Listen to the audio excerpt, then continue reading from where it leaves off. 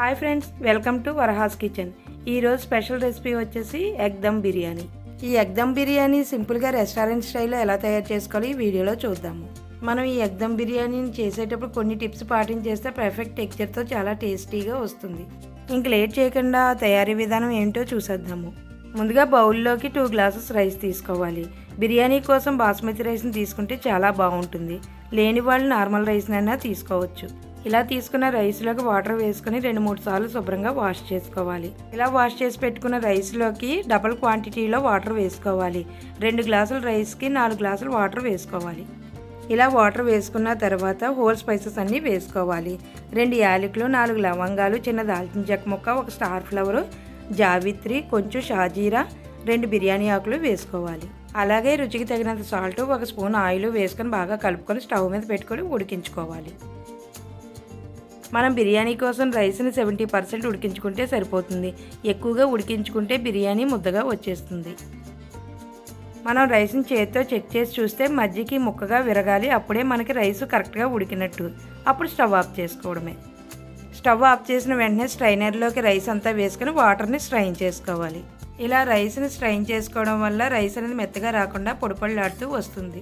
తర్వాత స్టవ్ మీద కడాయి పెట్టుకొని 3 టేబుల్ స్పూన్ ఆయిల్ వేసుకోవాలి. వేసుకున్న తర్వాత 1/2 స్పూన్ పసుపు, 1/2 స్పూన్ సాల్ట్, 1 స్పూన్ కారం వేసుకొని ఉడికించిన ఆటలు పెట్టుకున్న ఎగ్స్ని ఇందులో వేసుకొని బాగా ఫ్రై చేసుకోవాలి. ఇక్కడ నేను బిర్యానీ కోసం 6 గుడ్లను తీసుకున్నాను.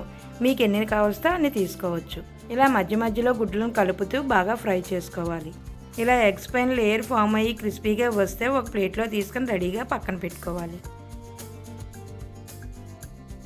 అదే ఆయిల్లోకి బిర్యానీలో వేసుకున్న హోల్ స్పైసెస్ అన్నీ వేసుకొని 1 కప్పు సన్నగా తరిగిన ఆనియన్స్, 4-5 పొడవుగా కట్ చేసుకున్న పచ్చిమిర్చి ముక్కలు వేసుకొని వేయించుకోవాలి.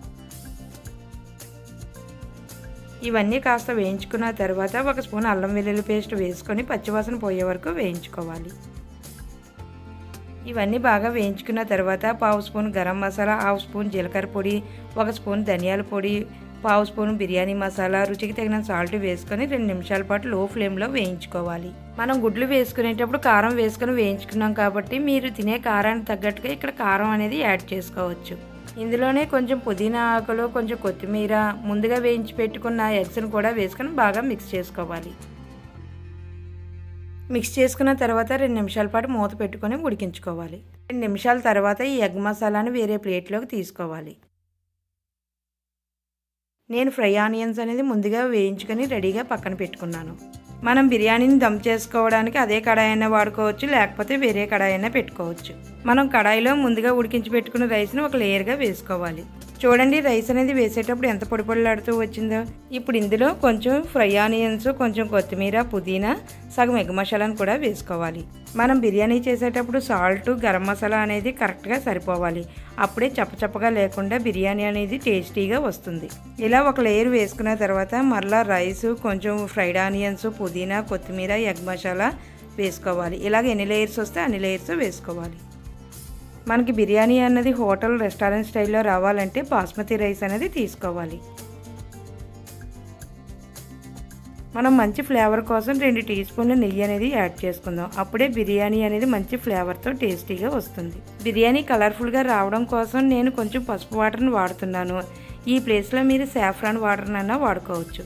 ఇప్పుడు బిర్యానీ మీద మూత పెట్టుకొని ఆవిరిపోకుండా ఏదైనా బరువైన గిన్నెని పెట్టుకోవాలి. ఇలా బిర్యానీ పైన బరువంటి గిన్నె పెట్టుకోవడం వల్ల లోపల బాగా దమ్ అయ్యి బిర్యానీ అనేది చాలా టేస్టీగా వస్తుంది.